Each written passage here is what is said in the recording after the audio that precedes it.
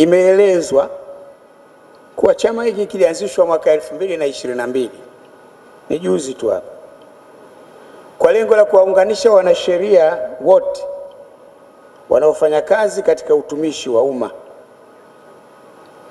Kwanza nawapongeza kwa uamuzi huo wa busara, kwa sababu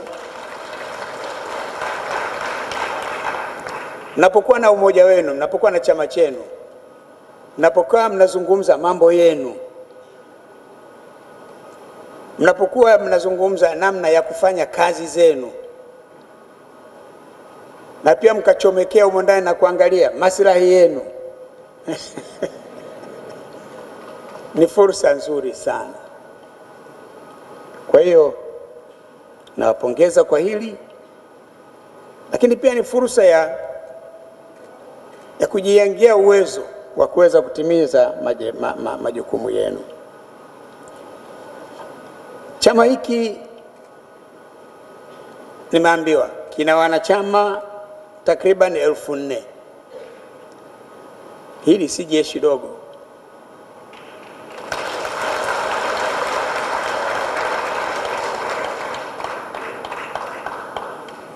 Kama taratibu za jeshi lile, hii ni zaidi ya nguvu ya brigade.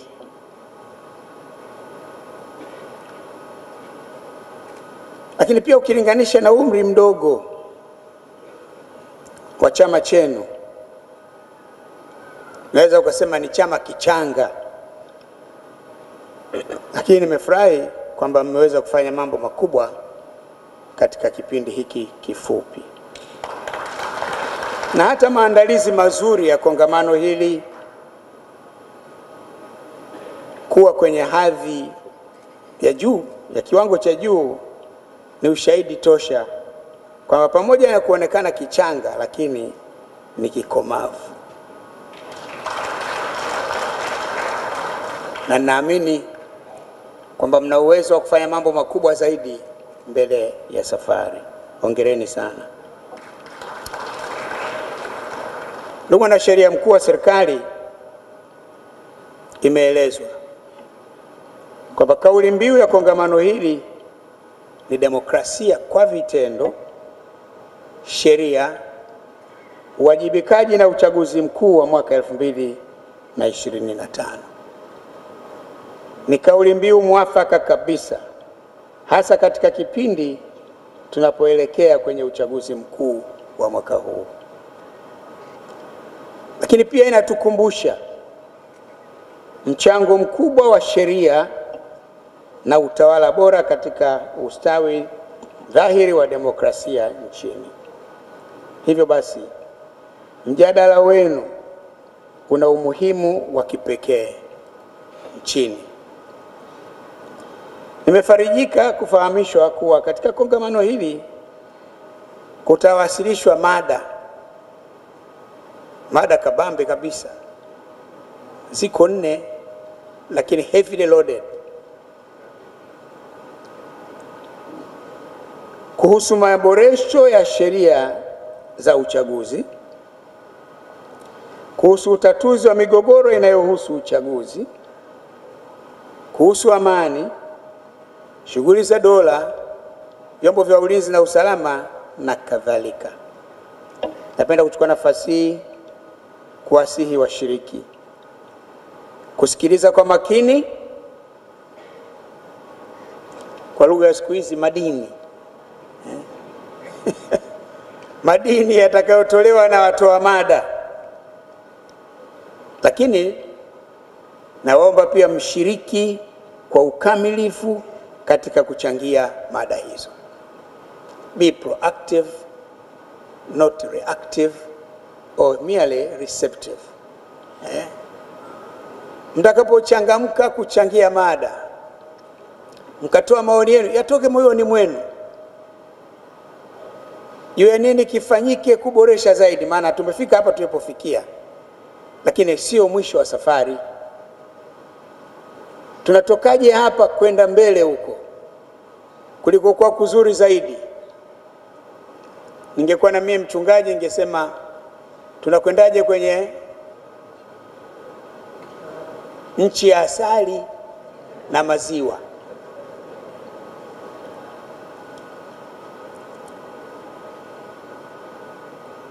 Ni dhahiri kwamba maudhui yatakayowasilishwa kupitia mada hizo ni muhimu kwa ustawi wa demokrasia ya nchi yetu, na pia inawaimarisha nyinyi kama kada muhimu ya wanasheria hapa nchini. Ndugu zangu, Tanzania ni nchi yenye historia ndefu ya safari ya kidemokrasia. Tangu uhuru na baadaye muungano, tumepita katika sura mbalimbali. Kabla ya uhuru mpaka miaka ya mwanzo ile ya uhuru wa Tanganyika, tulikuwa na mfumo wa vyama vingi. Baadaye ikaundwa tume ya Mzee Kawawa, ikapendekeza tuwe na mfumo wa chama kimoja. Of course, hoja za wakati ule, moja ilikuwa kwamba kila ulipofanyika uchaguzi,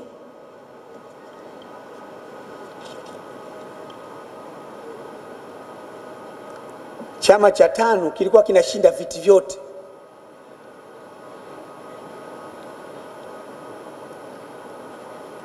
Na hata wakati mmoja tano ilipokosa kiti kimoja cha Sarawat kule Mbulu kule, lakini Sarawat yule alikuwa mwanachama wa tano. Alipoteuliwa Dodo kwa mgombea wa tano, yeye hakuridhika, akaamua kugombea kama mgombea huru, as independent, na akashinda. Na aliposhinda akaendelea kuwa na chama chake, chama cha tano. Kwa bado bado ni tano ile ile iliendelea kushinda. Hoja ikawa kwamba ya katika mazingira haya inaonekana wananchi hao wanataka chama kimoja tu. Kwa hiyo tume ile ya Mzee Kawawa ilipoundwa, nikafanya hiyo recommendation, na kwa hiyo tukamove kwenda kwenye chama kimoja cha siasa. Hata wakati ule, maana kulikuwa na utaratibu wa kura tatu kabla ya uhuru, kukawa na mjadala mkubwa sana ndani ya chama cha tano, wengine wakisema tususie uchaguzi, kwamba unatakiwa upige kura tatu, uchague Mwafrika, uchague mzungu na uchague Muhindi. Ndio kwa kura tatu hizo. Ndio mkutano wa wanachama watano wakasema bana, let us just boycott this election, it's a conspiracy ya kutufanya tushindwe. Mwalimu ndio aliyewashawishi wanachama wenzake kwenye mkutano wa Tabora kwamba tusisusie uchaguzi, tuingie kwenye uchaguzi, ila tuchague Mswahili wa tano, Muhindi wa tano na mzungu wa tano.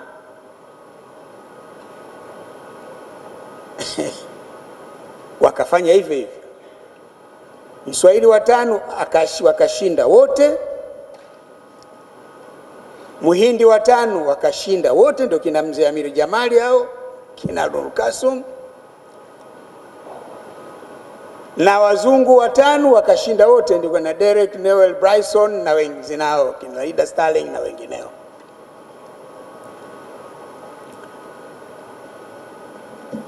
Kwa hiyo tulikuwa na vyama vingi, maana tulikuwa na ANC hapa ya Zuberi Mtemvu, kulikuwa na chama kingine cha Hussein Juma, babake Sheikh Yahya. Sisi wakati tulipokuwa wadogo tunaimba kwenye Tanwithri kwaya kule, kwa nini Hussein Juma yuko chama gani? Hussein Juma yuko UTP, ishara Mungu yupo, Tanganyika tutajitawala.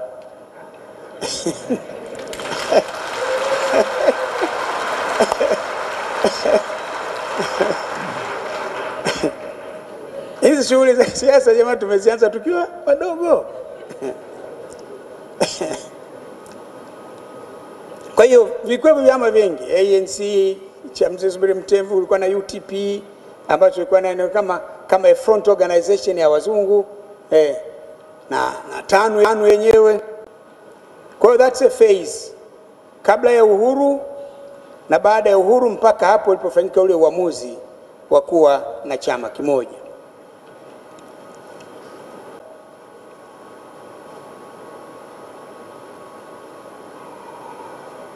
Katika matokeo ya ile hesabu ya Jaji Nyalali, nadhani 75% walitaka tubaki na mfumo wa chama kimoja.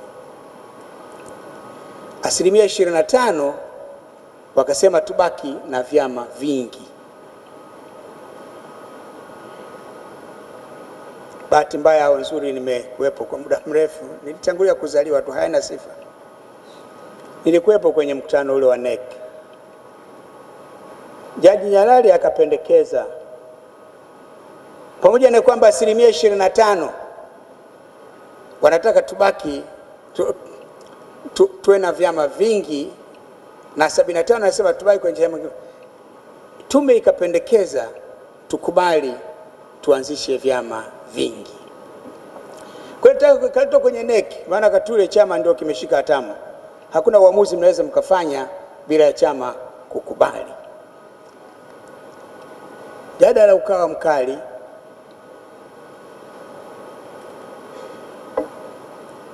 Wakisema the people have spoken, tusihangaike, wanataka tubaki na chama kimoja. Lakini mjadala ukawa mkali na busara ikaprevail. Nakumbuka wengine wakasema, lakini kweli hivi sisi 75 tuko ndani ya ukumbi huu na 25 wako nje, lakini walioko nje wana madebe, ngele wanapiga tu. Hivi sisi tuliokuwepo ndani tutasikilizana?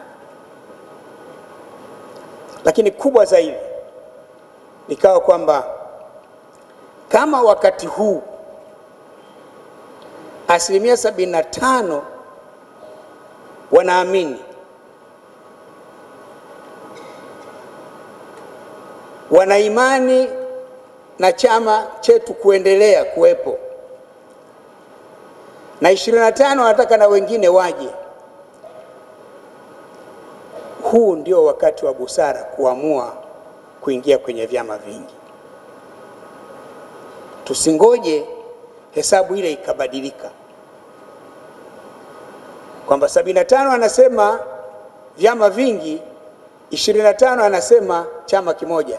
Itakuwa ni vote of no confidence. Sasa hivi watu wana confidence na chama chetu, ndio wakati wa kuamua kuingia kwenye vyama vingi.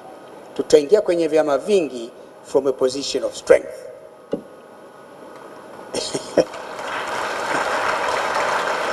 Nasema haya ili myajue wale ambao hamkupata bahati ya kuwepo wakati uamuzi unafanyika. Ni uamuzi ya hekima, kwamba that was the right time to make that decision. Msingoje mpaka the tables have turned ndio mfanye uamuzi, maana yake ni kwamba mnakwenda kuondoka. Na that decision was prophetic. Tumefanya uamuzi ule na tumeendelea chama chetu kuendelea kuongoza. Hapo sasa nazungumza kama CCM.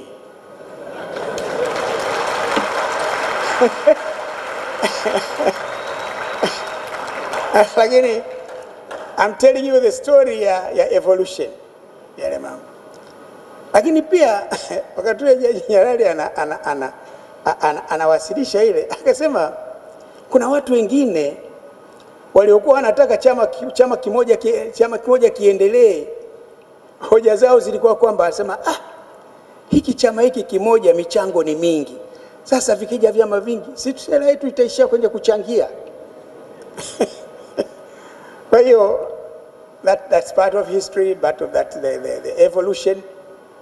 Lakini ndio tumefika hapo. Kwa hiyo tumekwenda huko. Lakini 1992 ndio tukaingia kwenye mfumo huu wa vyama vingi rasmi na tumeendelea hivyo.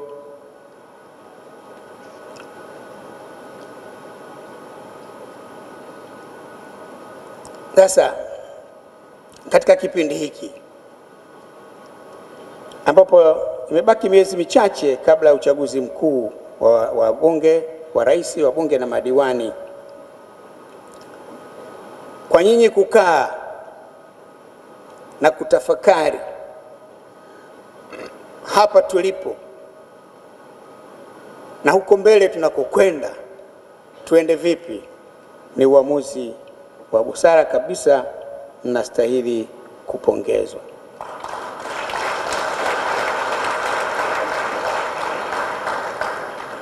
Vyama vya siasa pamoja na chama changu vimekuwa na kauli mbiu za namna mbalimbali. Kwanza tuna ilani, manifesto, lakini kuna kauli mbiu mbalimbali. Lakini yote hayo yana lengo la kuhamasisha watu waje upande wako, lakini pia yanapandisha joto la uchaguzi. Maana kadri kauli mbiu inavyopokelewa sana ndivyo joto linavyoongezeka, the temperatures are rising.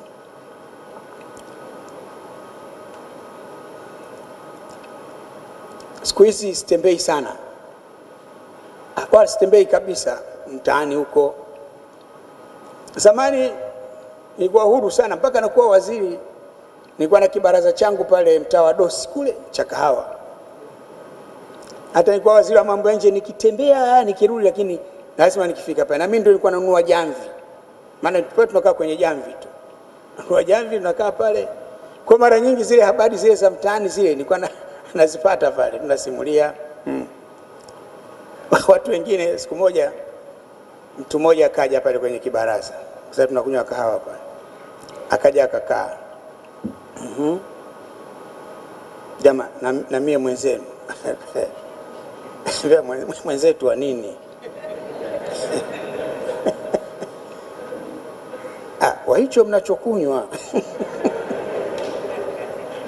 Sasa yule bwana alizani kwamba ule mderi ule wa kahawa, alizani tunauza gongo. Tunakunywa gongo. Kuna mwenzetu mmoja anaitwa Mataka, Mungu amrehemu, akakasirika, sasa wewe toka sasa hivi ninakufumua hapa. Anasema basi bwana mimi nakwenda, lakini mwenzenu mie. Kwa hiyo tunakutana, tunakunywa kahawa, tunapiga story, na pale kwa mchanganyiko wa timu zote wako tunacheza na hatuchezi, wapo mmoja ndani.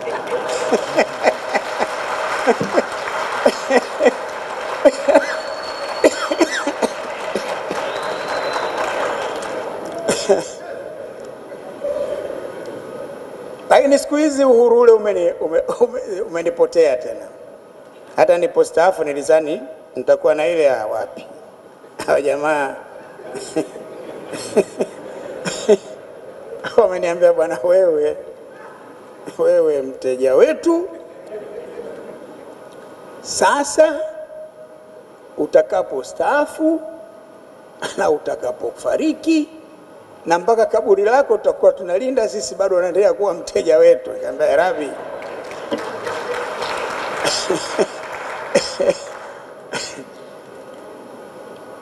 lakini napata habari, nasoma magazeti, nasoma kwenye mitandao,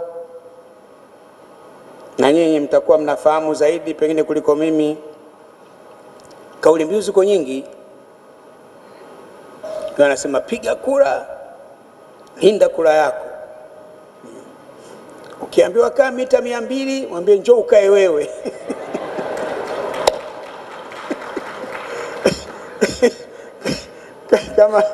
kama unapapenda hapa. Na kuna wengine wanasema Oktoba tunatiki. kumbe wako wengi na wengine wanasema no reform no election. Sasa kauli hizi ziko za namna mbalimbali.